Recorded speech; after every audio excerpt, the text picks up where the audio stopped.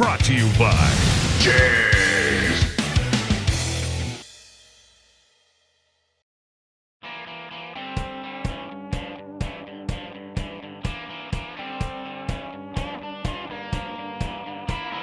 Of all the ways we add more life to your truck, the Dee Zee crossover toolbox might be our most popular one because there's so much room to store everything you need for work and play. One of these would sure look great in your truck.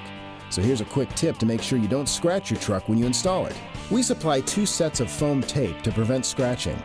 Just peel off the backing, then place the foam gaskets on the back of the toolbox and trim it flush with the ends of the toolbox on both sides, and you'll have all the padding you need to do the rest without a scratch. The rest of the installation is pretty easy too. Place the toolbox in the back of your truck bed and make sure there's plenty of clearance between the lid and the window.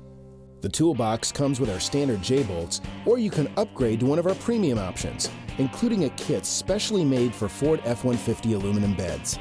To install the J-bolts, you'll want to ensure that the toolbox is centered, and then locate and mark the mounting hole locations for the J-bolts, centered inside the toolbox and near the lip of the truck bed rail.